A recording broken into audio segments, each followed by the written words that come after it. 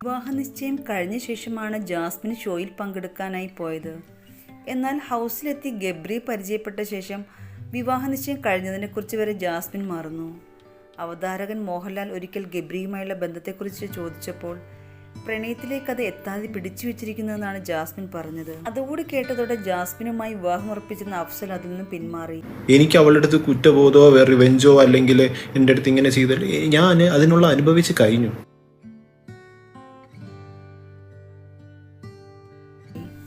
Jasmine big ബോസിലേക്ക് പോയപ്പോൾ അഫ്സലിനെയാണ് social media handle ചെയ്യാൻ ഏൽപ്പിച്ചിരുന്നത്.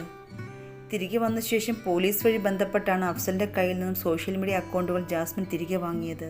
അതുകൊണ്ട് തന്നെ ജാസ്മിനുള്ള വൈരാഗ്യത്തിൻ്റെ പേരിൽ അഫ്സൽ സോഷ്യൽ മീഡിയ പേജുകൾ പിടിച്ചു വെച്ചിരിക്കുകയായിരുന്നു എന്നൊക്കെ പ്രചരണങ്ങളുണ്ടായിരുന്നു. ഇപ്പോഴും അഫ്സലിൻ്റെ ഏത് സോഷ്യൽ മീഡിയ പോസ്റ്റ് പ്രത്യക്ഷപ്പെട്ടാലും അതിന് താഴെ ജാസ്മിനെക്കുറിച്ചുള്ള കമൻറ്റുകൾ നിറയും.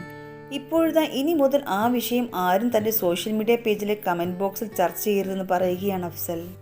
സുഹൃത്തുക്കളെ, ദയവായി ഇൻസ്റ്റഗ്രാം കമൻറ്റ് ബോക്സ് എൻ്റെ ഭൂതകാലം ചർച്ച ചെയ്യാനുള്ള സ്ഥലമല്ലെന്ന് മനസ്സിലാക്കുക.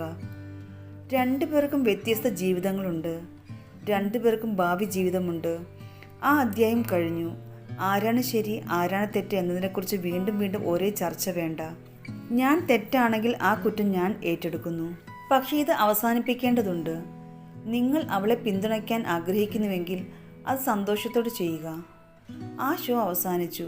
അവൾ എല്ലാ സന്തോഷത്തോടെയും ജീവിക്കട്ടെ, നമ്മൾ രണ്ടുപേരും ജീവിക്കട്ടെ എന്നാണ് അഫ്സൽ കുറിച്ചത്. നിരവധി പേരാണ് അഫ്സലിൻ്റെ കുറിപ്പ് പ്രത്യക്ഷപ്പെട്ടതോടെ ആശ്വസിപ്പിച്ചെത്തിയത്. ബിഗ് ബോസ് ഉൾപ്പെടെ എല്ലാം സംഭവിച്ച് നിങ്ങളുടെ നല്ലതിനു വേണ്ടിയാണ് സഹോദര. തീർച്ചയായും നിങ്ങൾക്ക് മനോഹരമായ ജീവിതം ഉണ്ടാകും. നെഗറ്റിവിറ്റി കാര്യമാക്കേണ്ട, സ്വയം സുഖപ്പെടുത്താൻ സമയമെടുക്കൂ. ദൈവം തീർച്ചയായും നിങ്ങൾക്കായി ഒരു മെച്ചപ്പെട്ട ജീവിതം ആസൂത്രണം ചെയ്തിട്ടുണ്ട്. നിങ്ങൾ ഇനി ആർക്കും ക്ലാരിഫിക്കേഷൻ ഒന്നും കൊടുക്കാൻ നിൽക്കരുത് എന്നെല്ലാമാണ് അഫ്സലിനെ അനുകൂലിച്ച് വന്ന കമൻറ്റുകൾ.